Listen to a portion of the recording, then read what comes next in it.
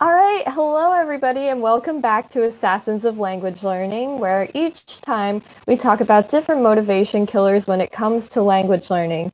Now, I think this will be the last episode, if not for good, for a while, because I initially had a list put together, and this is the last topic that I had. So if you have any requests, then let me know. But otherwise, enjoy this last episode. And I'm really excited today to have our guest. This is a topic that does not get talked about very much, but before I reveal the topic, I would like to introduce our guest. So, Elena, why don't you tell everybody about yourself and who you are? Hi, my name is Elena, and I'm from Italy, but right now I live in Sweden. Before I lived in London and in Japan, so I've been abroad for a while. I love language learning, of course. That's why I'm here. And I speak to different levels, like, of course, Italian, English, Swedish, Japanese, French, and now I am really doubling Spanish. So yeah, that's it. And I have a website that's called hitoritabi.it. Yes, and I'm so excited for you to talk about that website and to talk about your experiences abroad as well.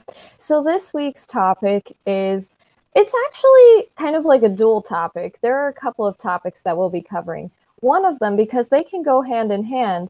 So one of them is anxiety, and then the other one is being an introvert or being introverted.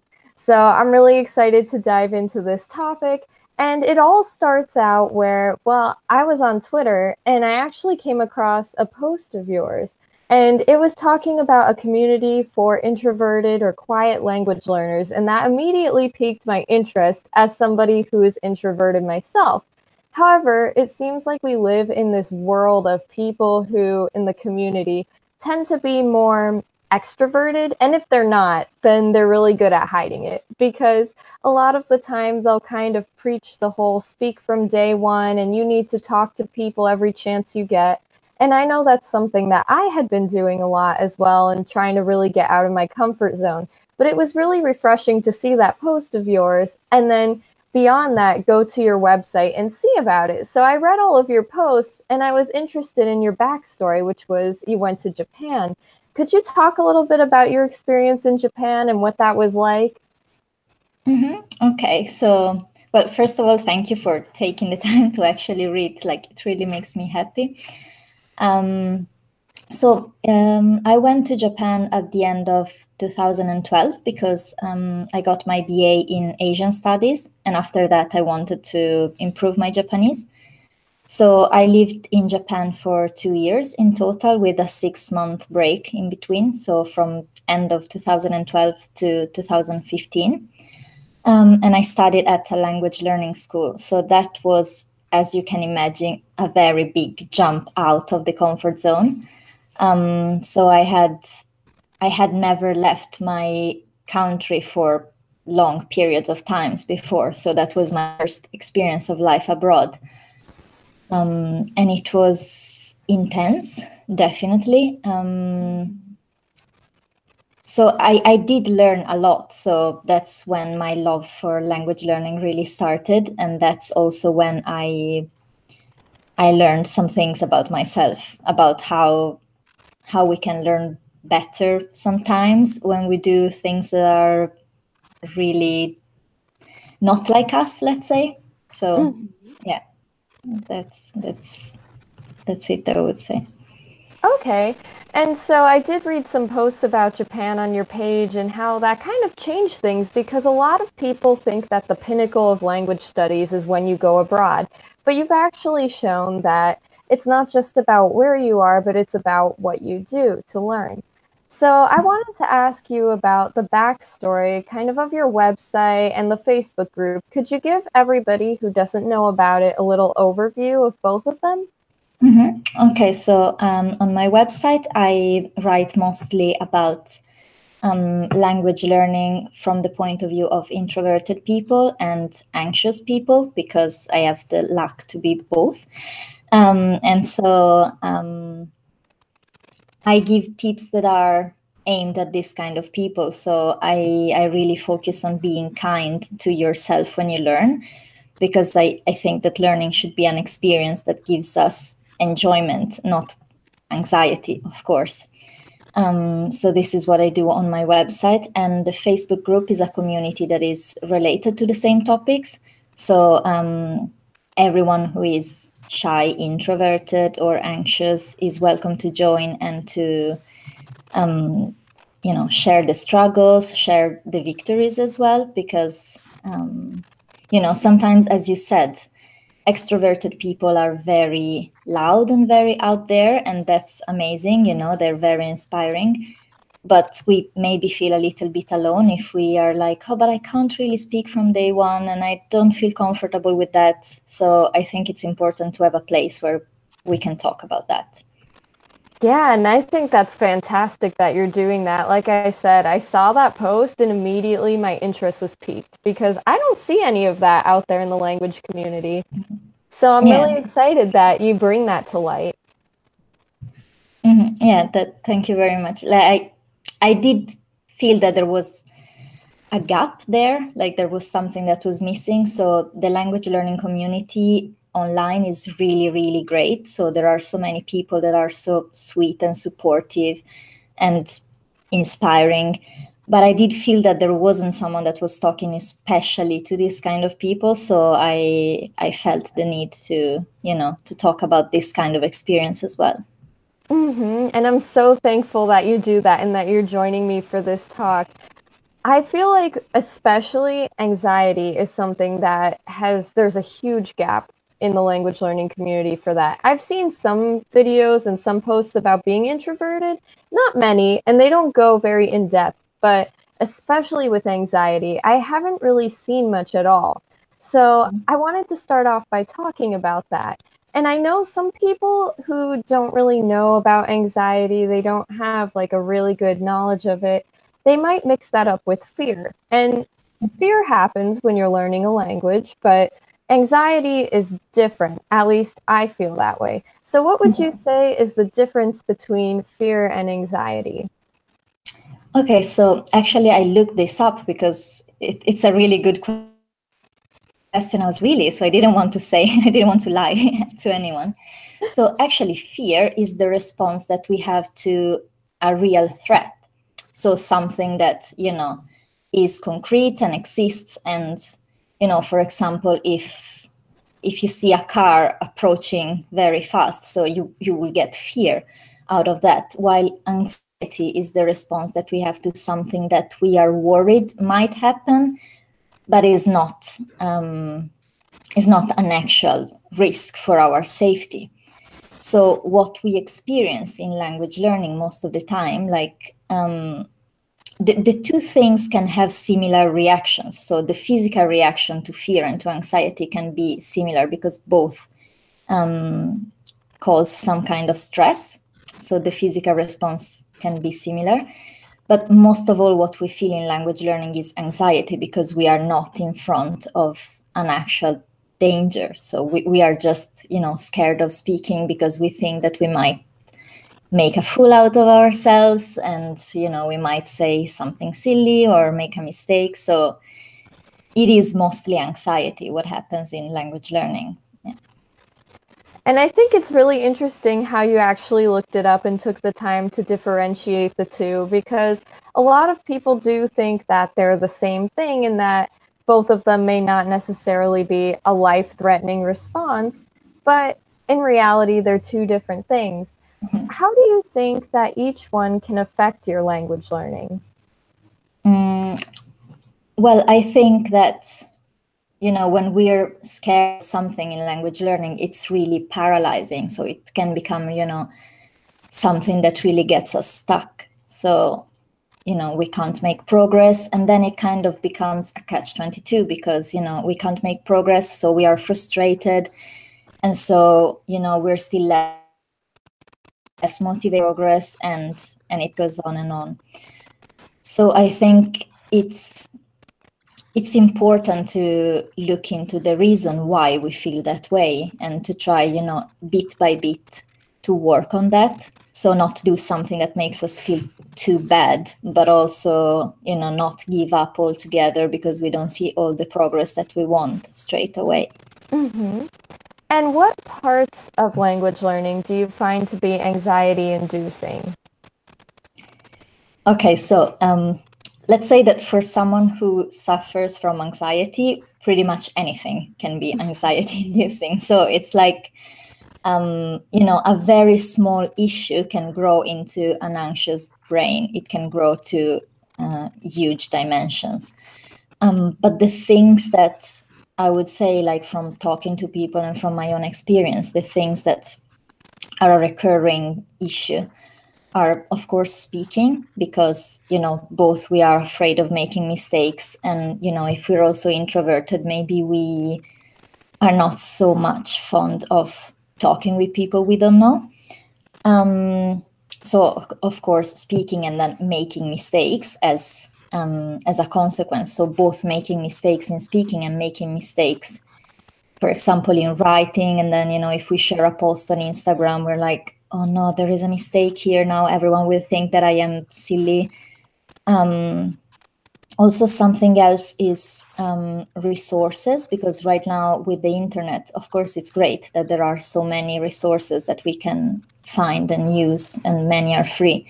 But it can become overwhelming, when you want to try every new resource that you find. So that is one thing. And also something else is sometimes when we want to make ourselves accountable, so we share our goals, but of course life happens. We can't always reach all of the goals that we set. And when that happens, I think a lot of people fear that others will consider them a fraud or an imposter. So that's when imposter syndrome also kicks in. So there are plenty of chances to have anxiety in language learning, I would say. It's so true, and I've experienced all of those things that you've mentioned at least once, especially when you put yourself out there on the internet. People look up to you, and you don't want to give this impression that you're a phony because they have these expectations that you're perfect, but then you make a little mistake or something. So, of course, there's that. Of course, there's the idea of talking to strangers. And even when I tell people who don't study languages, oh, I found somebody online and I'm talking to them, it's a complete stranger, they kind of give me this weird look of like, why would you do that? But sometimes that's your only option, and it's really scary. So, I mean, these are feelings that I think a lot of people have, but they don't really talk about it much, and I think it needs to be talked about more. Yeah, definitely. At least we don't feel like, we are the only weirdos that feel these things. It's important to say, I feel like this as well. So, it really helps to make people feel normal, and like there is nothing wrong about them. Yeah. And there was another one you mentioned on your website, actually. It was, oh, man, what was that? It was such a good point. It was the idea that, one second, I wrote it down somewhere here. Oh, yes. So when you study in every moment of your free time, that could actually be anxiety inducing as well. And I thought that was really interesting because a lot of people talk about, well, you should study every free moment you have because that's how you'll learn more and then you'll get better faster. Yeah, absolutely. Actually, I had an online conversation about that today. And, I used to recommend that as well, time hacking, how to fit language learning into every spare second, that's great for busy people. And, if it works for you, then it's great. I'm not saying it is wrong, but I'm saying that if you already have the tendency to feel anxiety, that is really overwhelming, because science has been saying for a while that multitasking is not necessarily good for our brain. So, if you think, okay, now I am doing the laundry, I also have to listen to a podcast in French at the same time, or, I am cooking and I need to do some Duolingo in Spanish at the same time. You really don't have a moment of time off, So I think as humans, we do need some time to do nothing, to be bored, to be, just still. And and enjoy some time off. What do you think? Are you the time hacking type, or It's so hard to say because part of me just can't relax in general. So even if I do have free time, I tend to fill it up with something, but it's not always something productive either. So I I've know been, what you mean. I know exactly what you mean. yeah, and I've been trying to lately actually study during my lunch breaks, but I do realize, like you said, we do need breaks. We can't just keep going and going. And I've found that I burn out much quicker if I don't take breaks to just sit and do absolutely nothing. So it can be a bad thing. Yeah, as I said, I think it just depends, on how the single person feels about that. If someone feels happy with feeling every moment, and feel very good about being productive, then it's great. But if then, as you say, you start feeling burned out because of that, it's not worth it. Like, it's better to take a bit longer to learn a language, but do it in a way that is enjoyable, I would say. Yeah, and I find that a lot of the things that kind of produce anxiety are tips that people will give to actually help you learn a language better. So it sounds kind of silly, but sometimes those things that can be good things aren't always good for everybody. However, it doesn't mean that they're not good. Yeah, exactly. That's the thing a little bit with tips, like what works for someone doesn't work for someone else. So I am all for giving tips, but always in a relative way. So, if you're like me, this might work for you, but if you're not, you can look for something else. The kind of tip I don't like are the ones where people tell you this is the way to do it. If you don't do this way, it's like it's craziness or you're wasting time. It's like we're all different, like, yeah. So Yeah, it could just totally not work. Like you give somebody a shoe that's a certain size and you say, well, it's one size fits all, but in reality, it's not. So it's going to give other people discomfort who actually aren't that size, but then they feel bad because you're telling them, well, this should work for everybody. exactly. That's exactly how it is. Yeah. So then, what would you tell somebody who wants to speak well? Because the different aspects of language learning would be writing, listening, speaking, reading. So, somebody who wants to actually speak well, usually people will say, well, you have to speak the language. But what would you tell to somebody who has anxiety yet wants to speak well, but they're anxious to speak with people? Well, one thing that I think it's kind of overlooked is speaking to yourself. So that is a good way, I think, to start at least. Of course, if you want to communicate with people, eventually you will have to talk to people. You know, I would recommend, starting with someone that you're comfortable with or starting with a tutor. Their work is to help you, so they are not there to judge you for your mistakes. So, maybe it will take some time to find the right person, but I think finding a tutor can really help if you want to start practicing. But as well, talking to yourself. So, in the beginning, you kind of need to start talking so that the muscles of your mouth get used to speaking the language. But you can do that. You can do that by yourself. So you can do shadowing, which is great for pronunciation and, for picking up words. Or you can use the other language skills to practice speaking. So, for example, you can read a text and then you can summarize it verbally, or you can listen to a dialogue and then try to say what the people in the dialogue said. You can write a little journal entry and then you can talk about that. So, it's always about just being creative about what you do with your language learning, and also recording yourself is quite good. So, you can just make really short recordings, which, if you keep in time, they will also show you the progress that you made. So they're also good for motivation and for tracking what you have been learning. So, yeah, these are some ideas. Yeah. Do you have Yeah. any tips for practicing, or do you just go through and talk with someone? It depends, because when I started out, I would watch all of those videos about Speak from Day One, and I was really influenced by that, even though I consider myself an introvert. And I'm shy on top of that. So the idea of speaking with a stranger is kind of scary. But I was just so, I guess, motivated by those videos that I went and I talked to these people, and sometimes it was awkward, but other times it worked out very well and I found the right partner. And it's kind of about trial and error with people like that. But also recently, I have gone through this period where I don't want to find anybody online for a little while. I guess what I'm saying is I want to find somebody to talk to, but at the same time, I never go and do it because I guess I don't want it enough. Like, I feel like I should do it, but then I don't actually go and do it because I guess I don't really want to. So right now, what I find myself doing is I would practice in a journal, as you mentioned. Talking to yourself is a great one as well, or even singing. Yes, singing is great.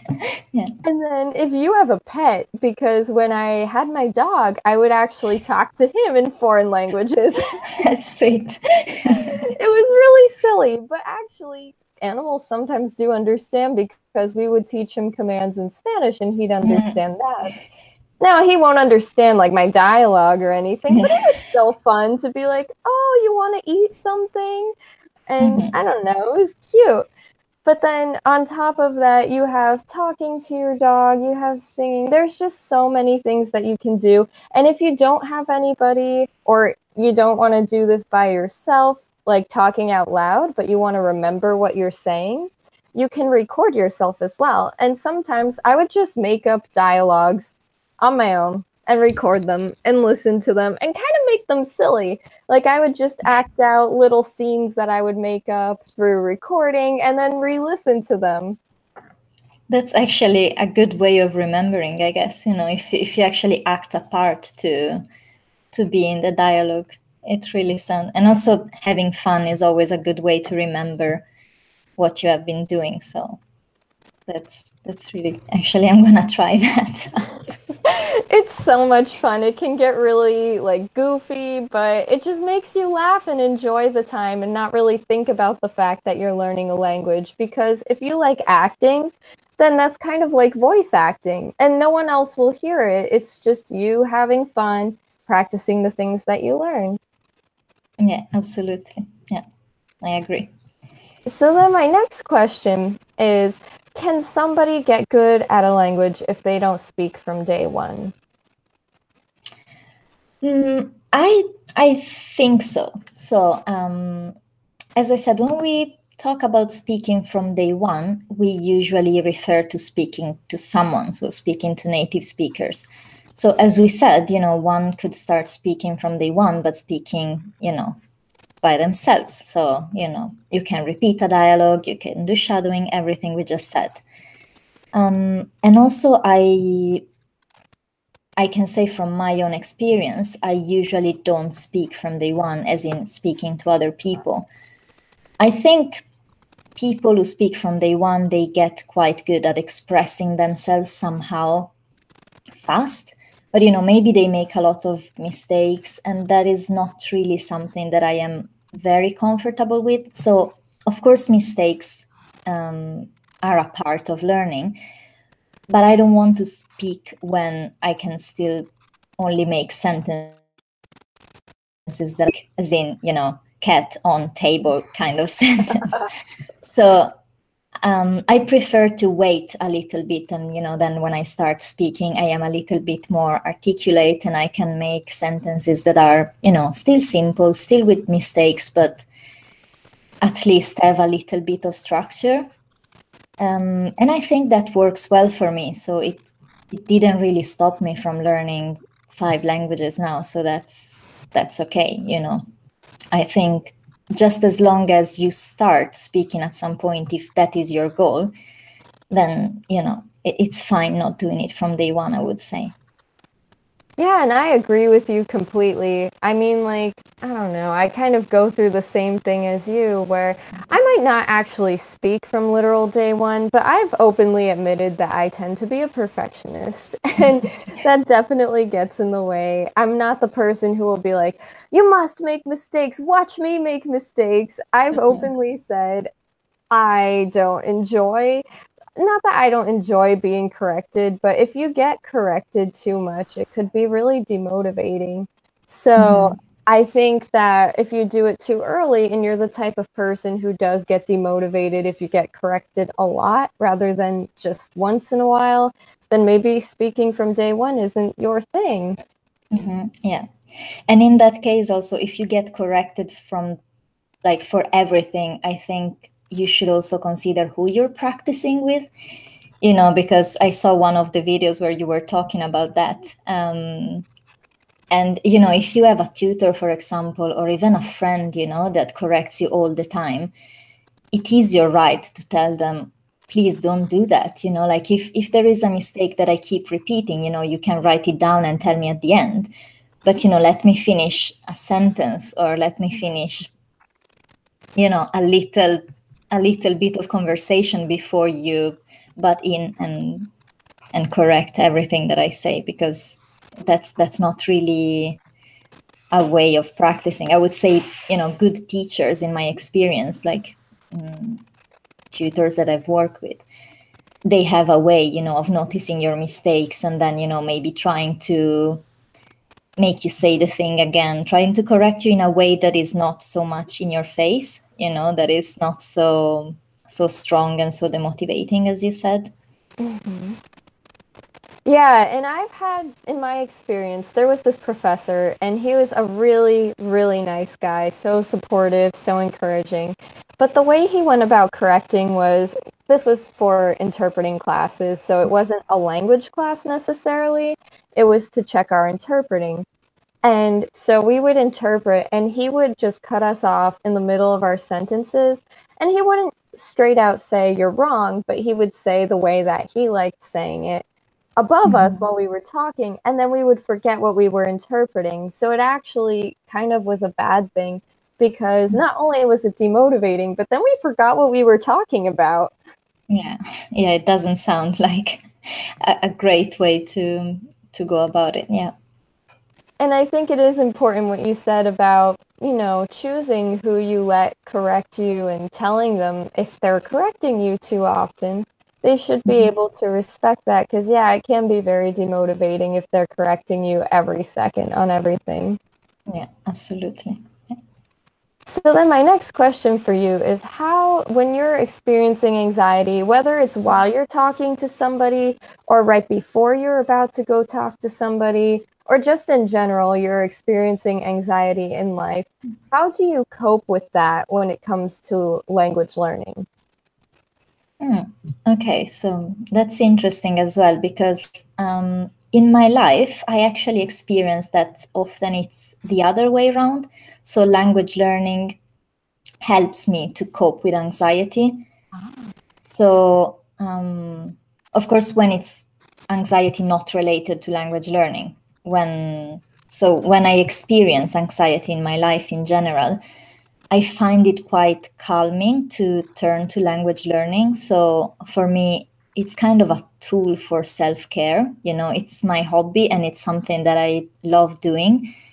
It's something that takes a lot of my attention. So, for example, if I am having a bad day and I feel very tense about life in general, maybe I just pick a textbook and I start making, that kind of fill in the blanks grammar exercises. And, a lot of people say grammar is boring, but for me, that is really calming. So, I focus on that.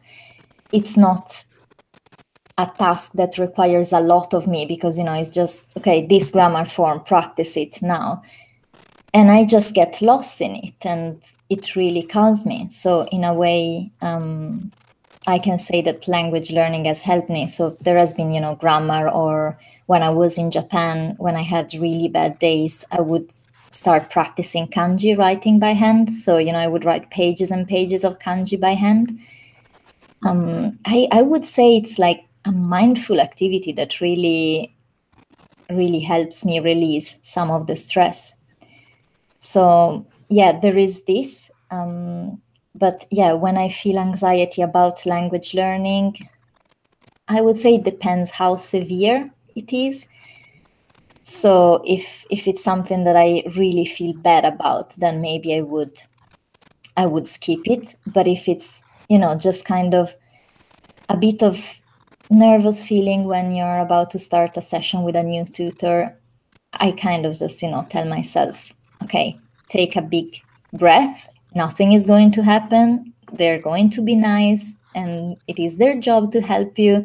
So just go with it. And, usually at the end, I kind of feel happy that I went with it. So I never ran out of a tutor yet. So I never just let the tutor wait for me and run. So that's good. That's a good achievement.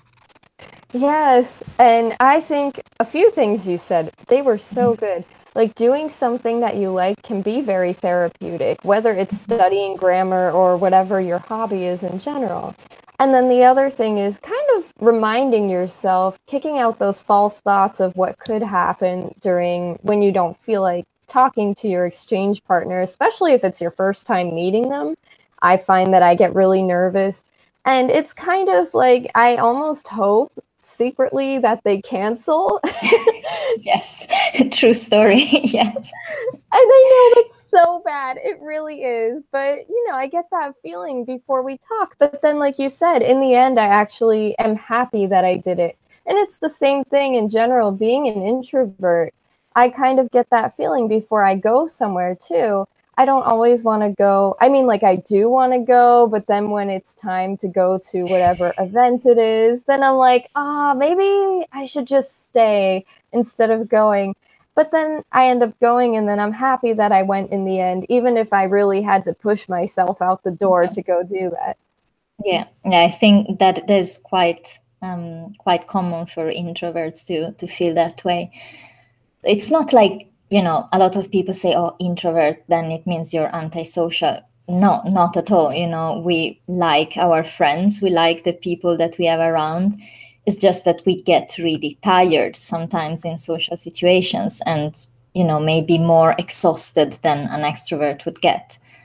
So I think it's about finding a balance, between becoming a hermit that doesn't leave the house and having to party every week like maybe extroverts would like to do. So it's all about finding what is good for you and pushing yourself a little bit when it's the right time, and accepting sometimes that you have to stay home when it's a bad time instead. So Yeah, I think that's a very good point. Trying to find balance. And actually, one of the things you said does connect to one of the later questions. But first, going on to this topic now, from anxiety to being an introvert, how does being an introvert affect your language learning? We did talk a little bit about that, but what other ways can being an introvert affect your language learning? well, yeah, as we said, it is, I would say, 80% about speaking. So, both finding online partners, going to offline language events, I do really need to push myself a little bit harder than maybe other people would have to. So I would say I do get less speaking practice with natives than, people who are more socially skilled would get. So I guess it affects probably somehow my confidence because I don't get enough practice. So I would say probably for me, it's really difficult to meet someone and, you start having the kind of conversation like, hi, how are you? Where are you from? And, if you have several language partners, because maybe you don't get along with the first one or, you want to have more than one, you have to go through this phase again and again. And I find it really, really draining in a way, so I would like to talk about other things. So something that actually works for me is, maybe waiting a bit more. So not looking for a partner straight away, but then looking for someone who shares my interest. So not looking so much for a language exchange. So not just looking for someone who is learning my native language and who is a native speaker of my target language. But, maybe when my level is more like an intermediate level, I can, start going to forums where people talk about topics that I'm interested in, and then talk to them about something I care about in the language that I'm learning. So I think that could be probably a bit more interesting, both for introverted and extroverted people, really, but especially for introverted who are so drained by small talks. It's a good way to go about it, I would say. Yeah, and it could be really draining. And you said about, being an extrovert and everything, they may not get really drained by it as much as an introvert. But also, the other thing is not only do we get drained, but we get drained much faster than an extrovert would. It just happens like at times 2 speed or something. Yeah, exactly. So a lot of the times I actually, especially the first time, I want to make sure that the thing is not going to be too long, especially if it's offline and I have to go somewhere and meet someone. I kind of, make sure that I have an excuse to keep it to, not more than 1 hour the first time I meet someone, because it can get really intense. So I imagine, for extroverts listening to this, it sounds maybe really weird. So I understand that, but I would say, I kind of zone out sometimes. So that then it's not really interesting to talk to me either, because I can't respond anymore. So go on low battery mode.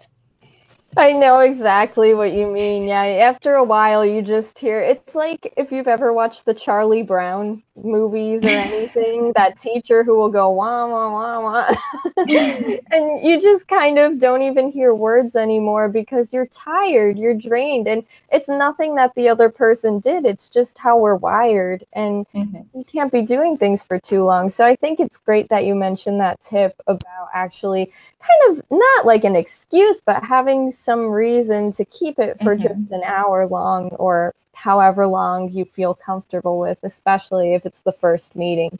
And I know because that's the problem that I run into. One of the problems with trying to find somebody to speak with is that they will talk and, the conversation is going very well, but then they want to keep it going. And then I'm getting tired, but I don't want to be rude. And the next thing you know, it ends up being a 4 hour, well, not 4 hour, but maybe 2 hour language exchange. And where did the time go and everything? And then you end up not wanting to do the next one because you think that one will also last a long time, rather than just having kind of like boundaries in a set schedule. Yeah. Yeah, at least at the beginning, I would recommend having, for maybe you go and meet for brunch, and then you know that, at 12 you have to go because you have to go to lunch, so something like that. Then of course, if you see that you click really well with the person, as introverts as well, we really like to, spend time, and when we find someone that we click with, we can spend hours talking to that person. So, if you find someone like that, then it's great. The next time, or, after you know each other a bit better, you can just, not have a time limit and talk for 5 hours about something nerdy. But, otherwise, in the beginning, I would say let's keep it limited. And I think that can be difficult because I think some people go into this expecting to be friends quickly and being able to just have, like, really connect with them and have a long, meaningful conversation. And all of that depends on your language level, your interests, how you connect with that person. And a language exchange doesn't necessarily have to result in being best friends after the first time, because things take time in order to connect with a real person. Yeah, absolutely. That is also why I would recommend, looking for someone who has an interest in common with you that is not just the language, because it is exciting to speak when your level is very low and you're like, oh my God, I put two sentences together without making a mistake. That's amazing. But, after that, it can get really boring to talk about something that you have no interest in, just because it is in your target language. Yeah. And then the awkward silences too, if you can't say anything because you're a beginner, that's the worst. Yeah. Or you can say anything because you're introverted, so the awkward silence is kind of your living environment. Yes. So then my next question for you is, and this kind of is like the day one question that I asked you. Do you have to be an introvert or extrovert? Sorry. Do you have to be an extrovert to be able to speak a language well? No, as I said before, like I really don't think this is the case. I think it's different how you get there. It is different, maybe how long it takes. But as I said, I know many extroverts who would speak straight away, but they don't really speak well because, they are complete beginners. So they go out there and they speak, and that's great. But, you listen to them and they really say like a lot of disconnected things. So I don't really think that your personality affects the fact of being or not being able to learn. It is of course different. So yeah, there are some differences, and also I think sometimes introverted people can have an advantage when it comes to input activities. So for example, reading and listening, it's just our natural environment. So and that is very important, I would say, in language learning, because that's how you learn vocabulary, that's how you pick up grammar without having to study it only on textbooks. So I would say a mix of everything is good, and also there is no personality type that is, an actual hindrance to learning, I would say. And I feel like that could be a big myth, is that people will think, oh, I can't learn a language if I'm an introvert because I need to speak it if that's my goal. If you want to write or listen or read, then that's fine. But speaking is different. Well, all you have to do is just find the method that works for you. And being an introvert actually forces you to have to be very creative, because a lot of the advice that's out there, as we said before, is mostly for extroverted people, or trying to fit people into the mold of an extrovert, I think. Yeah, exactly. I really like that. So, trying to put people into the mold. So I did read a lot of advice that was simply, oh, if you're an introvert, you kind of just have to get over it. And it's like, I can't get over, how I am. It's like, oh, if you have brown eyes, you kind of just have to get over it and have blue eyes because that's what you need to learn a language. No, it doesn't work like that. So yeah, it is about being creative and finding your own way through, trial, error, and try again. And, you can learn languages no matter your personality type.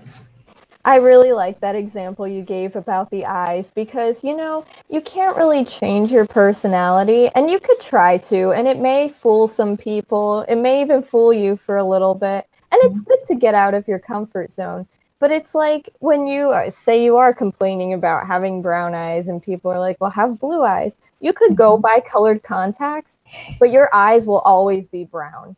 So Exactly. Yeah. just like that, you will always be an introvert. And I know, like, for me, I'm still an introvert, and I know that going away has really helped me. Traveling has really helped me. A number of things have really helped me be more comfortable about getting out of my comfort zone. But in the end, I think that I would still say I'm an introvert, even if some of the advice that I give may make me seem more extroverted.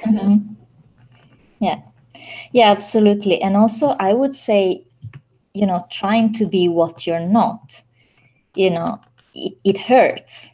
It's not good for your mental health at some point. If you try to pretend that you're having so much fun doing something that you actually dread, you will get to the point of burning out. So yeah, it's about, being an introvert doesn't mean you always want to be said. You can do things that are different from your normal routine. You can learn how to do things that you would have never done, maybe 1 year ago, and that's great. But always remembering what you really want to do and what you really do not want to do, and respecting that, I would say. Mm-hmm. And we talked about this a little bit as well, but does being an introvert mean staying within your comfort zone? Can you still get out of your comfort zone as an introvert? Okay, so actually the comfort zone is also a very interesting topic, I would say, because we always talk about, or like we always hear about, get out of your comfort zone, break out of your comfort zone. And I'm not sure that's exactly the kind of advice I would give, Mm-hmm. So the comfort zone is, an area where you feel safe. You don't experience anxiety or stress. And your level of performance can be steady. So, it doesn't sound too bad if you put it this way. So basically, the area that is just outside of the comfort zone, so at the limit or just outside, is the area where you experience a little bit of anxiety and stress, and that improves your concentration, your focus. So that is where you can improve. So I would say, go up to the limit of your comfort zone, or like just a step outside. But doing something that is really, really uncomfortable then puts you in an area where you experience level of anxiety and stress that are not beneficial anymore. So you kind of, as I said in the beginning, you kind of get shut down, and you get stuck, and you cannot improve anymore. So what I would say about comfort zone, is just, step just outside and stay in the area that is just outside your comfort zone. And while doing that, you also expand it, because when you get used to doing something that is just outside of your comfort zone, that kind of becomes part of your comfort zone after a while. So then you can make one more step out, and then one more step. So you learn to do many more things. But yeah, I would say don't think that you need to do something that is completely unlike you to become better, because that's not really how it works. Yeah. I think that is so good, because your comfort zone can actually expand, and it's important to take baby steps. And I think that's one of the things you really make clear in your website, your blog, is that, going slow instead of trying to learn things as fast as possible, trying to make yourself too uncomfortable to the point where you actually traumatize yourself and you don't even want to go do that thing again because you had such a bad experience. Yeah, absolutely. And also I would say, try to get to know yourself. There are days when you feel, stronger, you feel, more resilient. And those are the days when you can, go and explore outside of your comfort zone. But there are also days when, especially people who experience anxiety, there are days that are really bad. So doing the easiest things is really difficult. So on those days, I would never recommend to go and, play out of the comfort zone. I would be like, stay right in the middle of the comfort zone and take care of yourself, and, refill your cup, so that when you feel strong, then you can try to do things that are not inside your comfort zone. Yeah. Mm-hmm. And what are some ways that introverts can grow in their language learning? Not necessarily through doing the things that extroverts recommend. I would say, really just doing the normal language learning activity. There isn't a normal language learning activity, but I mean, what I do usually is like, I have some sort of course book, textbook that is kind of the starting point. And then around that, when I start to understand something, I bring in some more, authentic materials, or, I add some listening. So I would say just that, and practice every skill in a balanced way as much as possible. Yeah, I would say just that, practice speaking, reading, writing, listening. I would say especially listening is quite good for introverts, because we're kind of good at that, and that's something that you really need if you want to speak well, because you absorb a lot from listening to other people. So yeah, I would say really nothing very different from your regular language learning routine. And I think that might be a skill, now I may be wrong, but that is more of a strength for introverts and more of a weakness for extroverts, whereas speaking would be more of their strength, and listening, they might not focus as much on listening material because they would rather go out and speak. So then they may have more trouble comprehending somebody speaking to them because they're so used to output rather than input.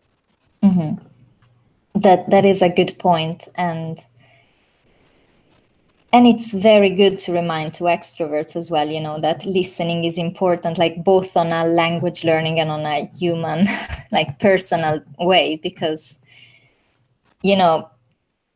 when there is someone that is very enthusiastic about practicing is great, but when you have someone that in a language exchange wants to do all of the talking and, not asking you, not listening, that kind of becomes a bit of a bother, I would say. So I would say balance is good both for introverts and extroverts. I feel like that's the one word that keeps showing up in this conversation, is the importance of balance in your routine, just in your whole, like, the comfort zone versus going out of your comfort zone as well, or even having boundaries with other people. It's all about balancing things out. Yeah, absolutely. I think that's really, really important. Of course, in life as well, but in language learning, it's really, really important. Yeah. Yes. And so with introverts, do you ever think that people would use that as an excuse to not get things done? Like just say, well, I'm an introvert, so that's why I haven't been practicing. I would say yes to a point. So, I do use the excuse sometimes for something else, like I am an introvert, I can't go to the party, like what's the reason? Because I'm an introvert. So definitely, because, when there is something that scares us, that makes us anxious, we tend to find excuses not to do that. But, it's just one of many excuses that we make up. For example, some people say, oh, I do not have time to learn a language, I would really like to, but I don't have time. And some people say, oh, I'm just not good at that. There are some people that are born good at languages and some people that are born bad at languages, and I'm not good. So, being an introvert is just, it can be an excuse like another to not do something that you feel uncomfortable with, I would say. Now, do you have any final thoughts or comments about this topic that either you thought of while we were talking or just didn't come up in the conversation at all?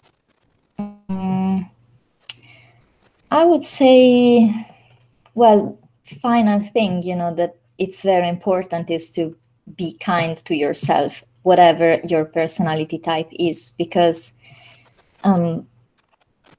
people like us, or like, maybe the people that will listen to this conversation, probably learn for pleasure. So, there are people that learn because they have to learn, but, in the language learning community, a lot of people learn for pleasure because it's their hobby.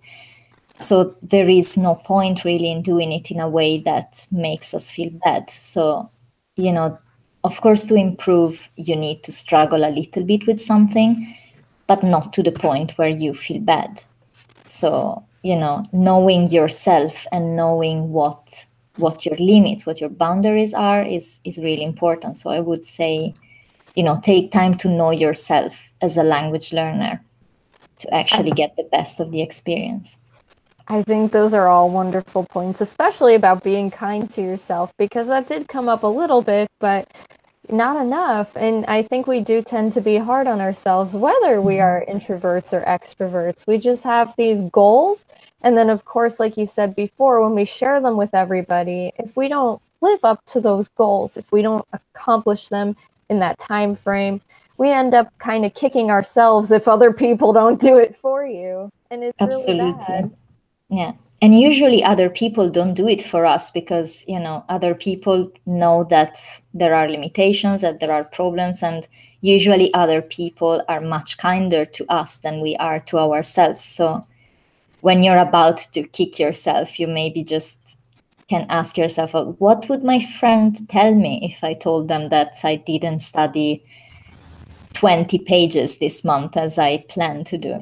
They would probably say, it's fine, it's fine, you will finish next month. So Yeah, exactly. And I think, as you said before, too, the language community in general has been pretty nice. So they're nice and encouraging.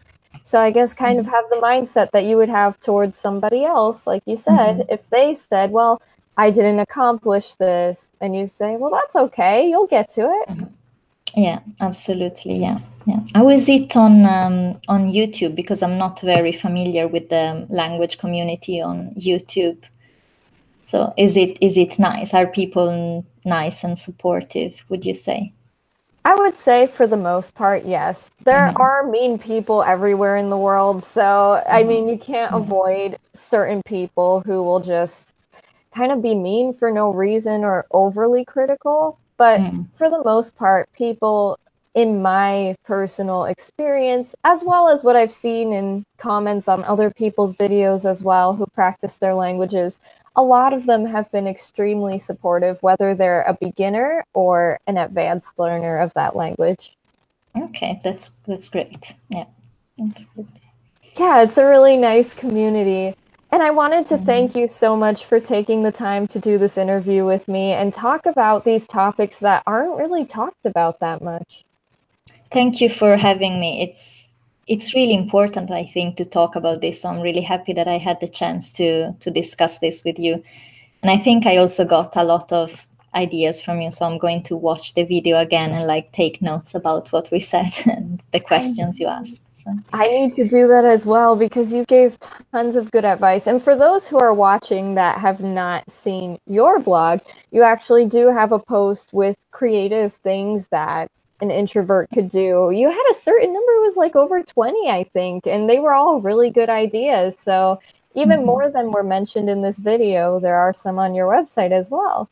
Yeah, absolutely. Yeah, I like to be creative in language learning. I think it's important. Yeah. Yes.